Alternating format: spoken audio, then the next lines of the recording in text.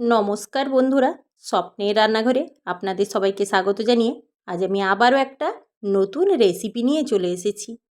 আজ আমি ঘরোয়া পদ্ধতিতে তৈরি করেছি সীতাভোগ। সেভাবে কোনো ছাঁচেরও প্রয়োজন নেই। মিষ্টির দোকানে যে কোনো ডাইস থাকে, তাদের তৈরি করতে কিন্তু খুব সুবিধে হয়। কিন্তু আমি সেই ডাইস ছাড়াই আজ কিভাবে মিষ্টির দোকানের মতো সীতাভোগ তৈরি করতে হয় সেটাই আজ দেখাবো। খুব অল্প উপকরণে দুর্দান্ত স্বাদের সীতাভোগ তৈরি হয়েছে। ঘরোয়া পদ্ধতিতে যদি ঠিক এইভাবে সীতাভোগ তৈরি করে নেওয়া যায়, সেটা কিন্তু স্বাস্থ্যের পক্ষে অনেকটাই ভালো আর স্বাদেও অনেকটাই ভালো হয়। আর এই সীতাভোগটা ভাজার পরে কৌটোবন্দি করে রসে ডোবানোর আগেও রেখে দেওয়া যায় অনেক দিন। এই সীতাভোগ তৈরির জন্য সবার প্রথমে গ্যাস অন করে আমি একটা কড়াই বসিয়ে নিলাম। কড়াইয়ের মধ্যে দিয়ে দেব 1 লিটার প্যাকেট দুধ। প্যাকেট দুধ দিয়ে খুব ভালো করে নাড়াচাড়া করে আমি দুধটাকে ফুটিয়ে নেব। ফোটানোর পরে এটাকে ছানা কেটে নেব। ছানা কাটার জন্য আমি এখানে নিয়েছি ভিনিগার। ভিনিগার প্রথমে আমি 2 চামচ ভিনিগার আর 2 চামচ জল মিশিয়ে ছানাটা কেটে নেব। প্রথমে 2 চামচ দেওয়ার পর ছানাটা ঠিকমতো তৈরি হলো না। তারপর আমি আবারও 1 চামচ ভিনিগার আর 1 চামচ জল মিশিয়ে এর মধ্যে দিয়ে দেব। কিন্তু দুধটা যখন ফুটে উঠবে, গ্যাসের ফ্লেমটা অফ করে দিতে হবে। অফ করে দিয়ে তারপর অল্প একটু নাড়াচাড়া করে তারপরেই আমি ভিনিগার আর জলটা মেশাবো। দিয়ে খুব সুন্দর করে ঠিক এইভাবে ছানাটা তৈরি করে নেব। যে কোনো মিষ্টি তৈরির সময় ছানাটা তৈরি করার জন্য ঠিক এইভাবেই ছানাটা তৈরি করতে হয়। গ্যাসের ফ্লেম অফ করে দিয়ে অল্প কিছুক্ষণ নাড়াচাড়া করে তারপরে ভিনিগার দিয়ে ছানাটা কাটতে হয়। দিলে ছানাটা খুব সুন্দর নরম থাকে। আমরা যখন ঘরোয়া পদ্ধতিতে করি, ছানাটা কাটার সময় অনেকটাই শক্ত হয়ে যায়, সেই জন্য ছানা মাখতে গেলে অনেকটাই সময় যায়। সেই জন্য ছানাটাকে এইভাবে করে কাটলে বেশ নরম তুলতুলে হয়। ছানাটাকে আমি এই ঝুড়ির মধ্যে ঢেলে নিয়ে ছেঁকে নেব। ছেঁকে নিয়ে তারপরে আমি এতে জল দিয়ে খুব ভালো করে ধুয়ে নিলাম। জল দিয়ে ধুয়ে নিলে ছানার মধ্যে যে টক ভাবটা আছে সেটাও বেরিয়ে যাবে, আর সঙ্গে সঙ্গে ছানাটাও বেশ অনেকটা ঠান্ডা হয়ে যাবে। সীতাভোগ তৈরির জন্য দোকানে মাপ নিয়ে তারপরে সীতাভোগ তৈরি করে। প্রত্যেকটা জিনিসের মাপের প্রয়োজন। আমার সেভাবে মাপের যন্ত্র নেই, তাই আমি বাটিতেই মেপে নিয়েছি। 1 বাটি ছানা নিয়েছি আর 1 বাটি বাসমতি চালের গুঁড়ো নিয়েছি। ছানাটাকে সবার প্রথমে মাখতে হবে। ছানাটা মেখে একদম সুন্দর করে পেস্ট করতে হবে। এটাকে ছানাটা যতটা সুন্দর মাখা হবে, সীতাভোগটা কিন্তু ততটাই সুন্দর হবে। আর এই হালকা গরম অবস্থায় ছানাটা মাখলে বেশ নরম তুলতুলে থাকে।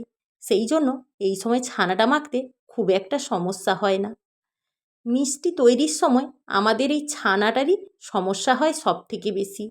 অনেক সময় ছানাটা ঠিকঠাক না তৈরি হওয়ার জন্য মিষ্টিটা আমরা সেভাবে অনেক সময় করতেও পারি না। সেই জন্য আজ আমি যেভাবে ছানাটাকে কেটেছি আর ছানাটা মাখছি, সেটাই কিন্তু খুব তাড়াতাড়ি ছানাটা মিষ্টির উপযোগী হয়ে যাবে। বেশ কিছুক্ষণ ধরে ছানাটাকে ঠিক এইভাবে মেখে নেওয়ার পর এবার দেখে নেওয়া যাক ছানাটা কতটা সুন্দরভাবে মাখা হয়েছে। দেখলেই বোঝা যাচ্ছে ছানার মধ্যে একদমই দানা নেই।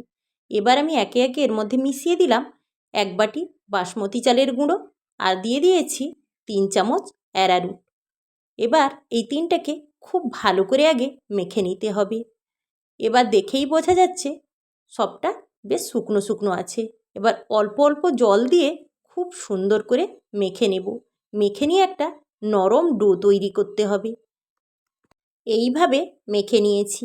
দেখেই বোঝা যাচ্ছে বেশ সুন্দর নরম আছে আর চটচটে ভাবও আছে। এবার সীতাভোগ ভাজার পালা।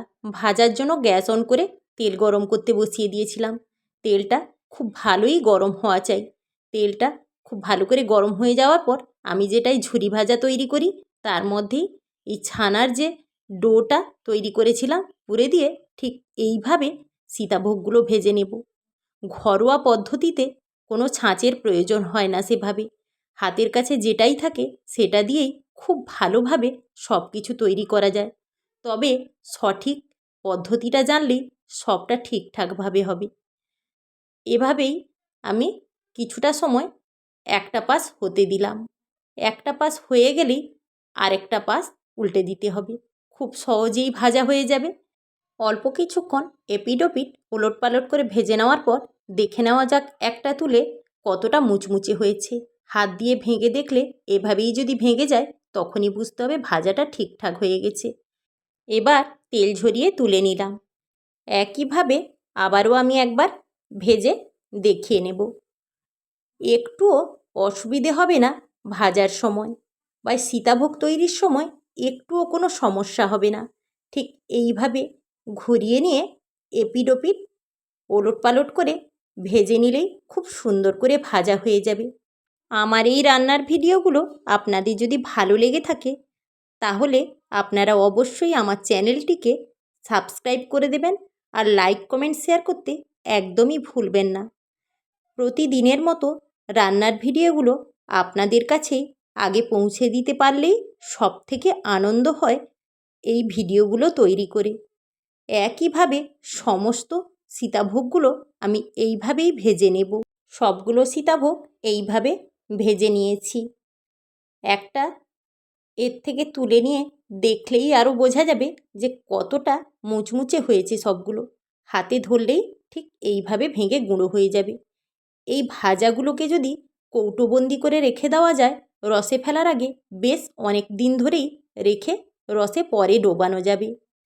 এবার সীতাভোগের রস তৈরি করব। রসের জন্য আমি একটা কড়াই বসিয়ে দিলাম। কড়াইতে দিয়ে দিলাম 2 বাটি জল আর 2 বাটি চিনি দিয়ে খুব ভালো করে একটা পাতলা রস তৈরি করতে হবে। জলটার মধ্যে চিনিটা খুব সুন্দর করে মিশে গেছে। এবার চিনিটাকে পরিষ্কারের জন্য আমি এতে দিয়ে দেব কিছুটা পরিমাণ গরুর দুধ। দুধ দিয়ে অপেক্ষা করতে হবে ফুটে যাওয়ার জন্য। ফুটে উঠলেই ঠিক এইভাবে চিনির মধ্যে যে নোংরাগুলো থাকে এই সাদা আস্তরণের মতন পড়ছে, এটাকেই বারবার করে তুলে নিলেই খুব সুন্দর করে চিনির রসটা পরিষ্কার হয়ে যাবে। কিছুক্ষণ ফোটানোর পর এবার আমি এর মধ্যে দিয়ে দেব এলাচ, লবঙ্গ, দারচিনি আর তেজপাতা দিয়ে অল্প কিছুটা সময় অপেক্ষা করব। আর খুব বেশি ধরে ফোটানোর দরকার নেই। অল্প একটু ফুটে উঠলেই গ্যাসের ফ্লেমটা অফ করে দিয়ে এটাকে কিছুক্ষণের জন্য ঠান্ডা হতে দিতে হবে। খুব বেশি সময় ঠান্ডা হওয়ার দরকার নেই। হাত ডোবানো যাবে তার থেকে একটু গরম থাকবে এই রসটা। এবার একে একে রসের মধ্যে যতটা পরিমাণ এই সীতাভোগটা দেওয়া যাবে ততটাই দেব। একসঙ্গে খুব বেশি পরিমাণ দেব না। আমি এই অল্প পরিমাণই দিলাম এই রসের মধ্যে, আর বাদবাকিগুলো কৌটোবন্দি করে রেখে দেব। প্রথমে দেওয়ার পরে কিছুক্ষণ অপেক্ষা করব। অপেক্ষা করার পর তারপরে আরও একটা দিক উল্টে দিতে হবে। সীতাভোগটা অনেকটাই সরু, সেভাবে দোকানের মতো ছাঁচ নেই, সেই জন্য সরু ঝুরি ভাজা যেটাই হয় সেটাতেই তৈরি করেছি। আর এটা তৈরি হয়ে যাবে খুব তাড়াতাড়ি। 2 ঘন্টার জন্য ঢাকা দিয়ে রেখে দিলাম এইভাবে। 2 ঘন্টা পর ঢাকা খুলে দেখে নেওয়া যাক সীতাভোগটা কতটা সুন্দরভাবে তৈরি হয়েছে। বেশ সুন্দর হয়ে রসটা অনেকটাই টেনে নিয়েছে। একটা সীতাভোগ তুলে দেখে নেওয়া যাক সীতাভোগটা হয়েছে কি না। হাত দিয়ে চেপে ঠিক এইভাবে দেখলেই বোঝা যাবে সীতাভোগটা ঠিকঠাক হয়েছে কি না।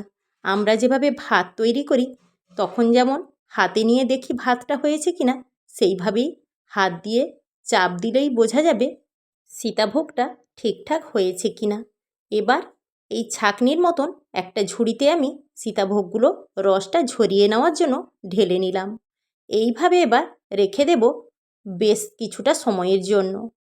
3-4 ঘন্টা এইভাবে রেখে দিয়েছিলাম। এবার দেখে নেওয়া যাক সীতাভোগটা কতটা সুন্দর ঝুরঝুরে হয়ে গেছে।